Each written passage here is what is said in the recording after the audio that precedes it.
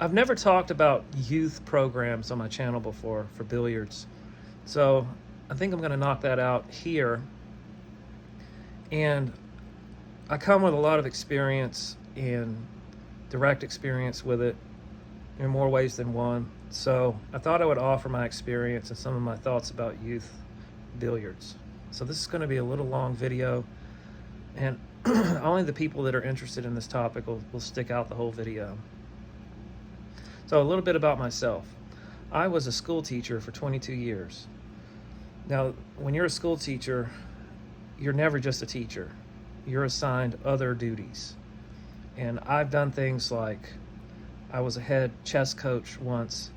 I was a head coach for robotics.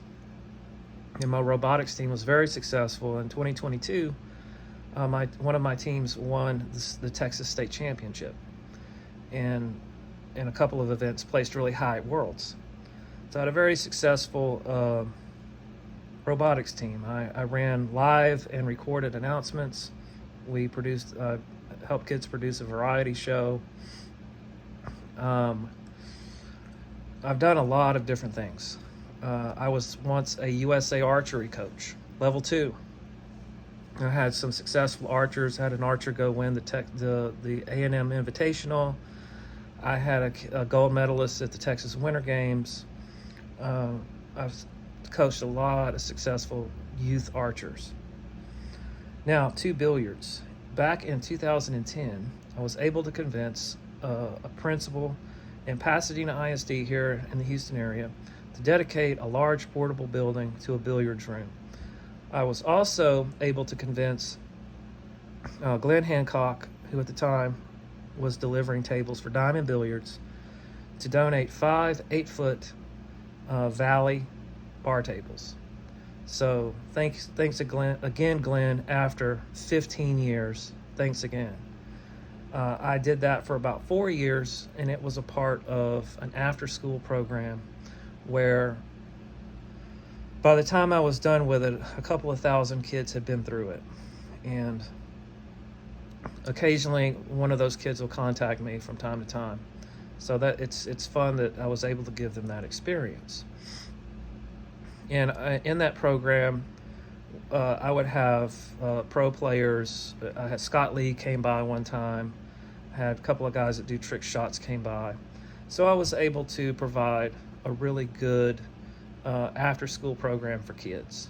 But like teachers do, for different reasons, you move on from campus to campus. And that's what I ended up doing. But after I left, last I heard, after 7 years, the program was still going. So that's my brief history of being involved in youth billiards. So now to my thoughts about it. If you have a sport, any sport, your sport has to be existent in schools. And if you want your sport to be really successful, it needs to be something that has the blessing of school districts and is governed by a public school sanctioning body. Now, what is the premier sports sanctioning body, amateur sports sanctioning body in the world? Believe this or not, because I did a research project on it, it's the UIL. The UIL is the competitive sanctioning body for the state of Texas. I'm not going to go into the history of it, but just know that it is a model for the rest of the world to study, and the gateway to have legitimizing your sport or your activity is for it to be UIL sanctioned. Robotics did not take off, did not get the toehold that it needed in Texas until just a few years ago when it became an official UIL activity. At one time, I believe Quidditch, that's the Harry Potter game that got really popular with millennials. I'm not sure if they ever received, I don't think they got their UIL classification, but they were working on it, and I believe at one time they were very close to getting it because there was a big push for it. So you have to have legitimacy, and it's not an easy task. You have to legitimize your activity through official public school sanctioning bodies. Um, so that's the first step. And back when I was doing the billiards program, uh, when I would talk to people about what to do with youth sports, how can we advance billiards, that was one of the main points that I tried to drive. Now, just for kind of getting away from the official parts of it, and I want to talk about billiards as an activity in general and what it brings and why it's a good option for kids. One thing that I always noticed about kids that were athletes, this was consistent with my robotics experience, consistent with my archery experience. The thing that I noticed is, and my interactions with athletes in other sports, both on campuses that I worked on and just in life in general. This is what you have to realize. And this is my perspective. If you take 100 kids in a school, how many of those kids are in any given activity because it's their idea, their passion, their drive? Not because of parental pressure, not because of social pressure, not because they feel some sort of external expectation to be involved and be competitive. How many do you think out of 100 that it's their own idea? I'm here to tell you that number is about 3. If you lined all of your kids up and said, okay, parents have no say in this, your friends have no say in this, if you don't want to be here, leave. Most, if not close to all of your kids would walk out. That's the truth.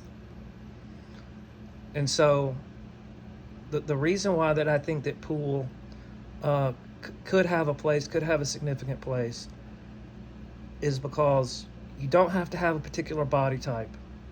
You don't have to be a genius. You don't have to be a gifted athlete to develop as a player. You just have to have the opportunity to try it to see if you like it. Now, do I think that pool would take schools by storm? Absolutely not. Not to the level of you would have all these ravenous kids trying to get better at pool. But I do think that it is one of those ideal activities that can be a lifelong activity. And if you put it out there just for kids to have fun with it and develop at their own pace with it and not have a lot of high pressure, that it is a good alternative to the culture that exists in a lot of schools. I believe that. Because the other aspect of pool is that it has a built-in social component, which I think is very strong. Pool has always been a pro-social, I think, activity. Pool is also not hard on the body. Other than like the top pros like Sky, Sky, because he has back trouble. Shane has back issues. Federer had a neck issue. Yes, if you do anything long enough, you're going to develop an injury. But pool is one of those sports, one of those activities where that's not as prevalent as, say, football. And the more we learn about contact sports, where there's any type of contact, any type of brain trauma of any kind, the more unsafe those are when you're talking about doing it over a lifetime. Also, I think if you do pool, that burnout factor isn't there as much. Because I've talked to a lot of athletes that did team sports in high school that once they were done with high school, and especially if they took it to the next level, to college, and then they stopped, they never wanted to play again because, again, they were fueled by a lot of social and parental pressure to perform. But and then I think the variety that pool offers, because of the different games that you can play, it's not just a one game activity. There's a lot of different rabbit trails, rabbit holes you can go down with pool, which I think is neat. And what I think makes it a very strong lifetime activity. Now, what are the obstacles to developing pool? Number one, especially in America, It has the perception of being a bar activity where there's alcohol, cigarettes, and gambling. And it was very hard for me to get over that and get through that perception when I developed my school program. I had to kind of point out the things I've talked about in this video, the benefits, the educational tie-ins that you can create through teaching billiards as a lifetime activity. So I had to really overcome all of those perceptions. The second thing, and archery suffers from this as well, having a venue, having a place. Because if a school doesn't provide it, and schools don't typically maintain unoccupied space, that's a detriment to their finances. So they're not always going to have a lot of free and open space that they're going to maintain for this activity. If you have to fund an activity, this is a very key point with pool. Whether or not something is profitable and sustainable depends on how many people due paying or fee paying individuals that you can put in a square footage. How many people can you pack into one space? With pool, it's not that many because the tables are big. Usually the room that you're going to have is not big, so you're not able to accommodate enough people to make it financially viable. Archery is the same way, because about 90% of your floor space has to remain vacant to safely do archery. And that's why things like gymnastics, dance, karate, jiu-jitsu, they're able to pack a lot of people into spaces, which makes those spaces sustainable, if not profitable. So those are two big obstacles for pool. So you either have to have a wealthy person backing it that can provide a space at a loss, or you have to have a public institution dedicate the space, which is easier said than done. Here's another big obstacle for pool as a youth activity, and really any activity you do with youth. And I'm going to get my timeline a little messed up, so bear with me. So it was around the 2000s and the 2000 teens, there was a series of major lawsuits. And this stretches outside of sports. You had churches sued. And I'm Catholic, so everybody knows the sexual scandal with the Catholic Church. And it wasn't just the Catholic Church, it was several major churches. This was also things like USA Swim, they were sued.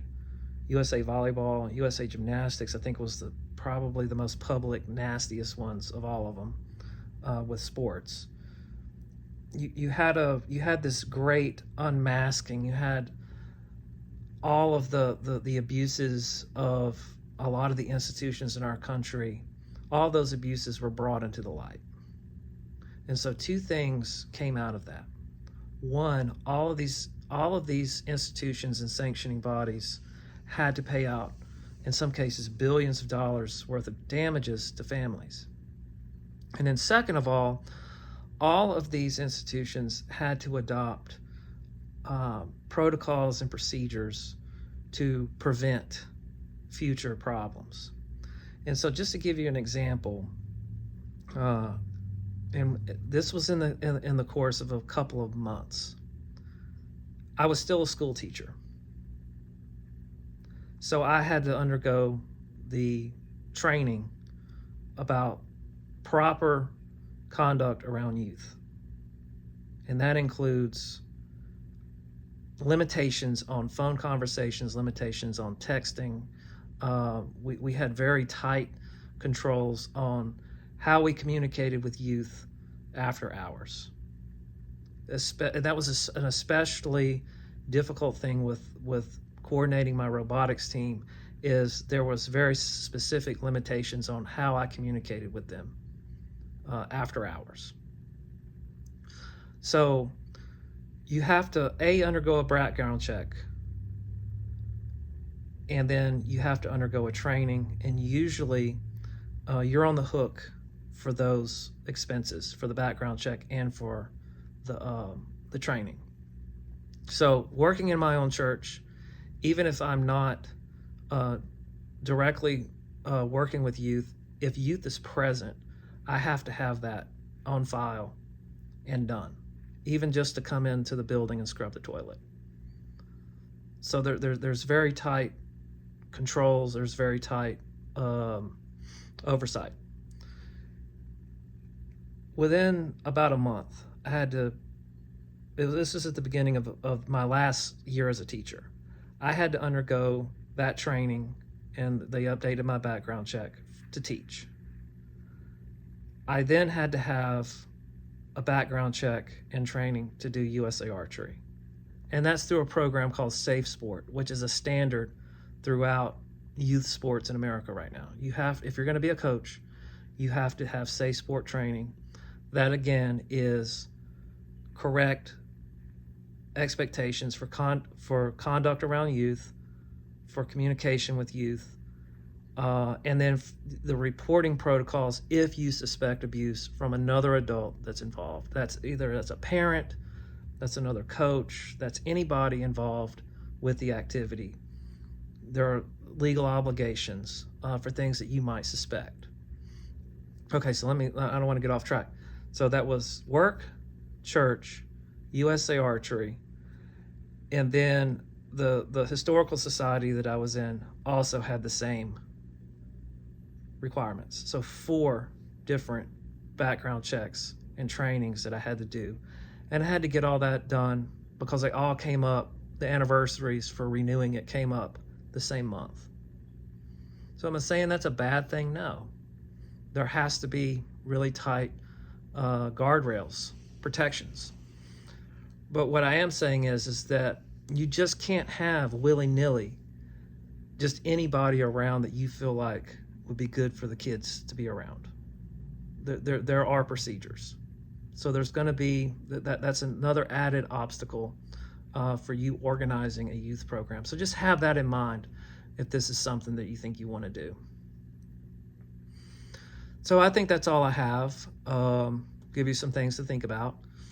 And hopefully if you're out there thinking about trying to get something started, that I've given you some good information. If you have any questions or additional comments about this topic, just leave it in the comments. I'd be glad to answer any questions or follow up on anything that I've said, or if you have anything to add, please leave it in the comments.